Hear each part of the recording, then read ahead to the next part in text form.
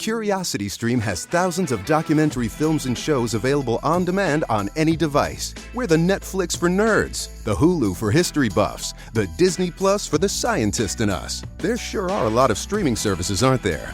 CuriosityStream is the one you definitely need if you're the type to nature dock and chill, if you're an armchair astronaut, if you prefer physics to psychics, or perhaps you know a precocious paleontologist. Go to curiositystream.com to learn more and sign up today. Odyssey's going back to school, and we've got all the supplies you need, like A+ exclusive music stations and podcasts to help you or your student excel. Wake up and get the school day started with Acoustic Sunrise, the best mix of acoustic pop. Hit the books with Classical Odyssey, passionate classical music to help you focus while you study. Listen to essential school podcasts like Grammar Girl's Quick and Dirty Tips for Better Writing, and be inspired with TED Talks Daily. Get back to school with new exclusive stations, plus all your favorite local radio stations and podcasts on Odyssey. But Matt LaFleur asked during his weekly press conference up in Green Bay his thoughts on Ben Roethlisberger. Yeah, I would say that anytime you're dealing with a future Hall of Famer,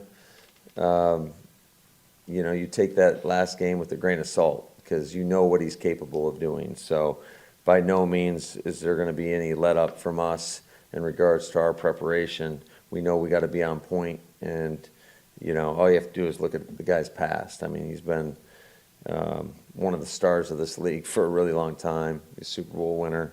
So we've got a lot of respect for him as a football player. A lot of respect, a future Hall of Famer. Just words from Matt LaFleur, or do they actually fear Ben Roethlisberger this Sunday? Well, I don't know if they fear him to the degree in which his tone would let out. But, I mean, there is truth in the fact that it's a guy that could one game come in and do something, and you have to fear his talents. But I think there's a philosophical question here in that when you listen to these press conferences, okay, like when you listen to Mike Tomlin and you listen to him on Tuesday, and he goes, and quite honestly, he mentions all 22 players. Goes through the entire depth chart. On the other team. Is it just a method to build the other team up, and it's the niceties that you have to say about someone? Right. And when they walk off that stage, like, okay, when LaFleur walks off that stage and he goes back into his room and they start to plan and he talks to his defensive coaches, does he say those same things? I wonder if he does, because if he looks at the last 8 games of Ben Roethlisberger, the production doesn't match what he says right there on that podium. I think it's a study in when the lights come on or whenever there's a press conference or whatever, you always feel the need to say something nice about somebody, even if you don't really feel that way football-wise. I also think that as a head coach, or really any of the position coaches for that matter, anybody on that staff, you have a tendency, because you're preparing for a team, to try and prepare for their best, right? Yes. Oh, for sure. So Matt LaFleur is not going to show them a ton of tape, I wouldn't think, from last week in the loss to the Bengals or the loss to the Raiders or the Browns wild card game. Matt LaFleur, if he's smart, goes back and finds the second half against the Colts last December. And he says, hey, boys, you think this guy's old and washed? This is what he can do. And he punches that up and says, watch this, watch that, look at that throw, look what he did here.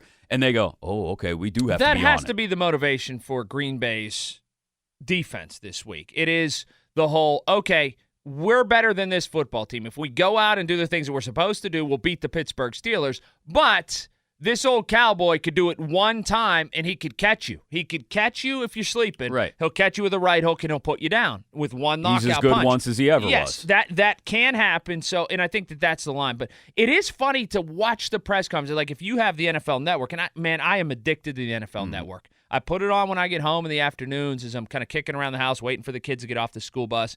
And I go to the NFL.com and go around the league and stuff. If you watch the press conferences, if you go Tuesday and Wednesday and stuff, and then watch the rehashes of the press conferences, it is like an opposing player has never made a negative play on any other team. The build-up, and it's part of the week-to-week sort of reason why I love the NFL. The build-up is a guy could throw 7 interceptions, and then they're playing Team X the next week. Team X's coach will come on Tuesday and go, he had 7 interceptions, but I'll tell you what, I saw 3 really good throws in there, and if he comes in and makes those 3 throws against us, we're in a lot of trouble. Coach, you're facing the Bears this weekend, and Justin Fields got sacked 9 times last weekend. Are you worried about their offensive line? Well, yeah, but let me tell you about this game where they ran for this many yards and did this. In all sincerity, I do think that, and I'm not as far willing to go where Pony is going in predicting the Pittsburgh Steelers are going to win this football game. we've got to find out at some point on a big stage. There's no bigger stage than Lambeau. There's no bigger stage traditionally against the Packers or against Aaron Rodgers. And there is something, although they're not on the field at the same time, when you match up against a great quarterback. We have to find out if Ben has the bounce back, or is it dead forever? Like, we're here. Well, is this a bounce back or not? Here's the question that follows from that. Let's assume he does bounce back. Like, we painted all the crystal ball scenarios yesterday morning. Let's say he comes back and has maybe not even a huge game, but, like, it's a tight ball game, and he puts together a fourth quarter like he did. I'll use the Colts game again as an example at the end of last year. And they come back and they win. And everybody goes, look, see? He's alive. He's not dead yet. He's not washed. How long do you ride the coattails of that then? Through 2 more subpar games? If he shows just flashes for a quarter, everybody's going to jump back on that I shouldn't say everybody. A lot of people are going to jump back onto that bandwagon of Ben belief and go, look, see, it's still in there. We can't get away from this guy. He's still our best chance. Maybe, but I'm the other way in that I'm one more bad one away from believing it's never coming back. And I guess never coming back. Those are the scales right now that we're weighing. If he gives you one great performance, how much of the bad does that outweigh? Then he gets me to the bye week. If he gives me a good one here, then I go, okay, maybe he still does have something left. But it still doesn't get you past the bye week, though. No, he remains a starter then pretty much all year, and then you're just playing the string out. But if he has a bad one this week against the Packers, I am at the point where I go, I don't think it's ever coming back. Yeah. It's not going to come back for him. And I'm not talking about an okay one or just a bad one. I think I'm already there. I think I've been there since the end of last season in the wild card game, where I look at him and say, yeah, it might be in there, and we get the flashes every once in a while. We get the fourth quarter or whatever it was, the second half against the Colts. We get, I know it was preseason against the Lions, but we get those 3 series in the preseason against Detroit, and we get those little glints here and there of what he used to be capable of, but I don't expect it to come back in full form at all. Because we'll be bordering, if this is a bad one, this will be like 10 in a row, where it wasn't, Rudolph started the 1. So it'd be like 8 or 9 in a row where it's like it wasn't what you've lost it. And if you put that in terms of a baseball pitcher and starts, right? And how long that is. It's very different points in their career, but I'll use the Mitch Keller example. Mitch Keller gives you 5 2/3 and strikes out 9. You don't all of a sudden go, there's our ace. That's it. No, you go, okay, one nice outing. Now put it together with a couple more. And that's the point I'm at with Ben, except he's at the end of his career rather than the beginning. I go, hey, okay, give me a couple in a row then. The door's not all the way shut for me. If he goes out and he has a good one against the Packers, I go, okay, let's see what this guy has. Let's see what But he's the guy that walks off the field and walks up to the podium, though, and goes, everything hurts.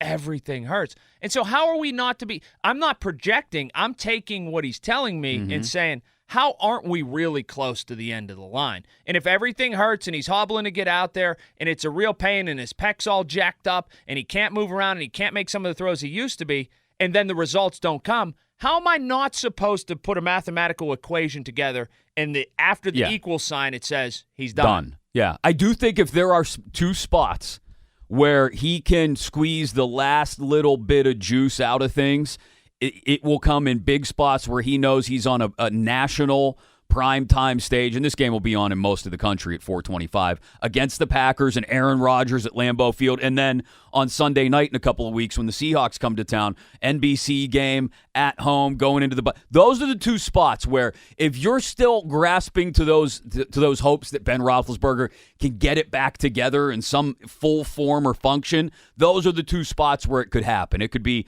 at Lambeau when their backs are against the wall, or against Seattle at home going into the bye against those 2 elite level quarterbacks, and he wants to still prove that he's one of those guys and belongs in that conversation. Oh, for sure. Absolutely.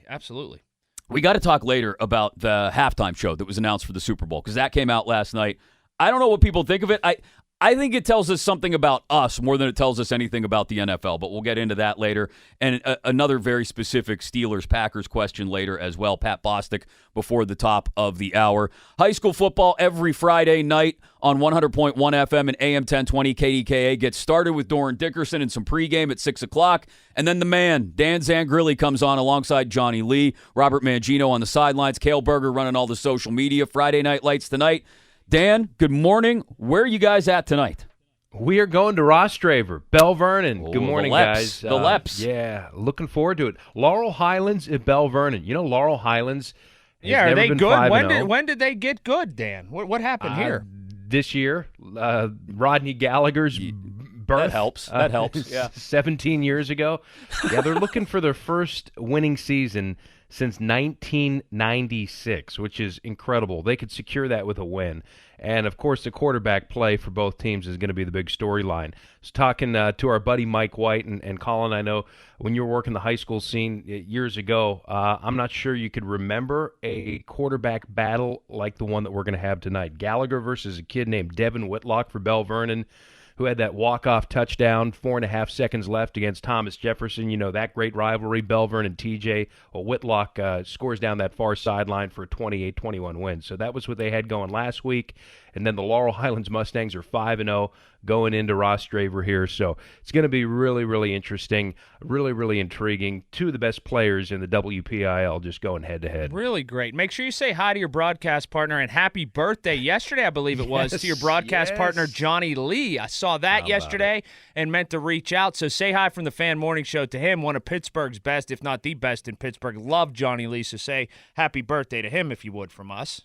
He is timeless. He is timeless. So, yeah, no, it's going to be a ton of fun. And this is kind of why we get into the whole high school thing.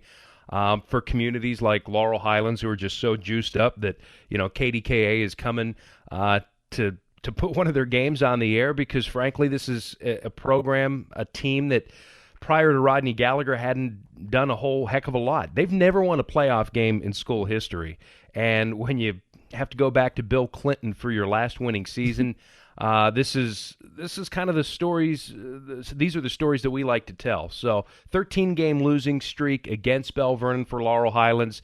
Will they snap it tonight? Not sure, but we sure do know that Rodney Gallagher is one of the most dynamic two-sports stars coming out of Western Pennsylvania. He's really hell-bent on playing football and basketball at the next level. We'll see. But there's a bunch of schools, big Power 5 schools and the Big 3 here in and around the area, plus Notre Dame, that are going to say, yeah, we would let you try that, and they've already offered them. Now, last thing before we let you go, is this one of those ones where get there early, check it out? We're going to have busting at the seams crowd, you would think, on a beautiful night in Western Pennsylvania, a throwback where the whole community is going to stop and go to this game?